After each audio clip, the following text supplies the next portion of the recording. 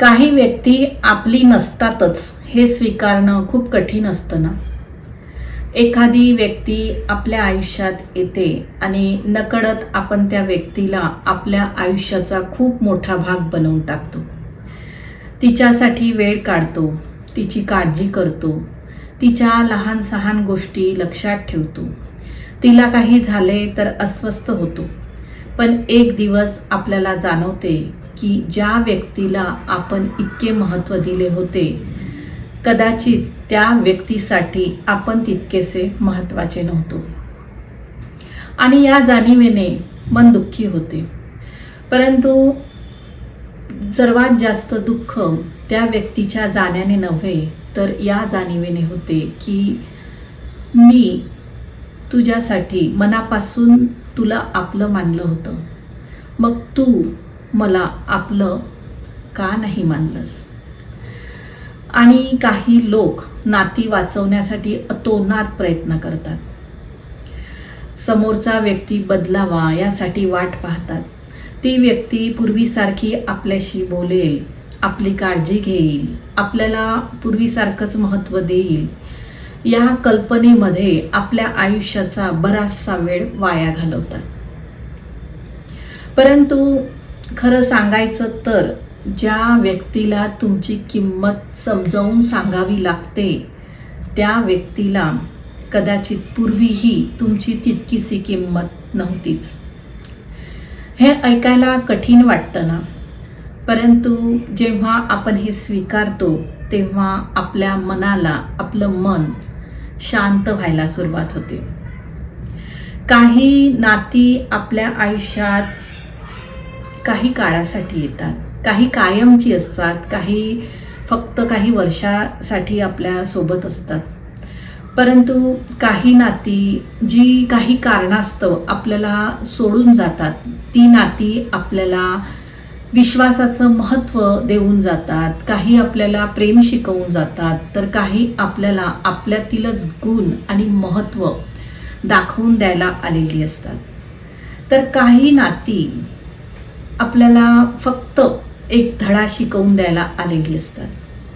आणि जी नाती आपल्याला सोडून जातात, ती नाती आपल्याला हे शिकवून देतात की प्रत्येक जवळची व्यक्ती ही आपली नसते आणि प्रत्येक गोड बोलणारी व्यक्ती ही मनापासून आपली असेलच असे नाही.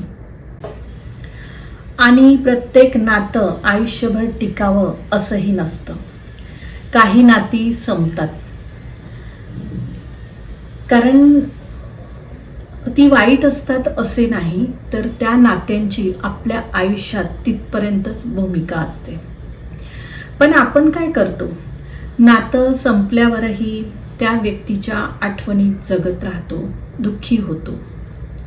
आणि माझे काय चुकले असेल, मी कुठे कमी पडले असेल, माझ्यात काय कमी आहे, मी काय केले असते म्हणजे हे नाते वाचले असते, असे प्रश्न स्वतःलाच विचारत राहतो.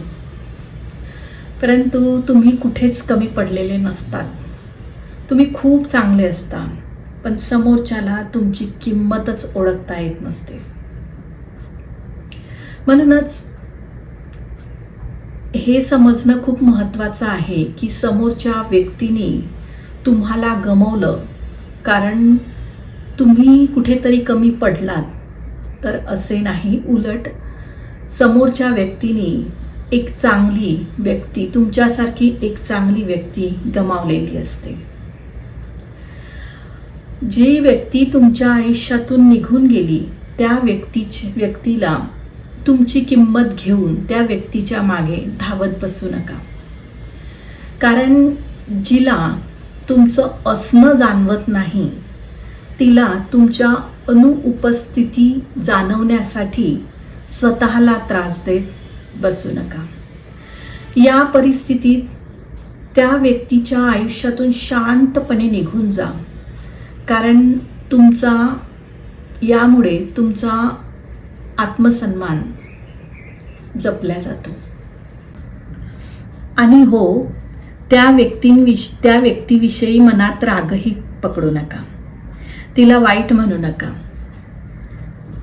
कारण फक्त त्या व्यक्तीची आपल्या आयुष्यातील जागा बदलली हे स्वीकारा.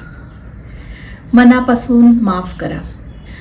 परंतु माफ करणं म्हणजे त्या व्यक्तीला पुन्हा आपल्या आयुष्यात जागा देणं हे नव्हे. जागा दिलीच पाहिजे हे नव्हे. माफ करणं म्हणजे स्वतःला पुन्हा त्याच जागी नेऊन ठेवणं हे नव्हे. तर माफ करणं म्हणजे तुझ्यामुळे मला माझ्या आयुष्यात जे दुःख झाले त्या दुःखाला पुन्हा मी माझ्या आयुष्यात राज्य करू देणार नाही. आणि इतके मजबूत बना की कुणी तुमच्या आयुष्यात निघून गेले तरीही तुमचं आयुष्य थांबणार नाही. कारण काही लोक आपले नसतातच. परंतु हे सत्य स्वीकारायला कठीण असतं. डोळ्यात पाणी येतं, दुःख होतं, आठवणी त्रास देतात. परंतु जेव्हा आपण मागे वळून पाहतो, एक दिवस असा येतो जेव्हा आपण मागे वळून पाहतो तेव्हा आपल्याला कळतं की बरं झालं ते नातं तुटलं, कारण त्यामुळे मला माझी किंमत कळाली. म्हणूनच तुमच्या आयुष्यातून एखादी व्यक्ती तुमच्यापासून दूर गेली असेल तर स्वतःला दोष देऊ नका. कारण ती व्यक्ती तुमच्या आयुष्याचा शेवट नव्हती. ती फक्त एका अध्यायाचा शेवट होती. पुस्तक अजून बाकी आहे आणि नवीन अध्याय अजून सुंदर असेल. फक्त नवीन पान उलगडण्याची हिम्मत करा. आणि हा विचार तुमच्या मनाला स्पर्श करून गेला असेल तर हा व्हिडिओ तुमच्या मित्रापर्यंत नक्की शेअर करा. आणि अशाच नवीन विचारांसाठी माझ्या चॅनलला सबस्क्राईब करायला विसरू नका. पुन्हा भेटूया अशाच नवीन विचारासह. तोपर्यंत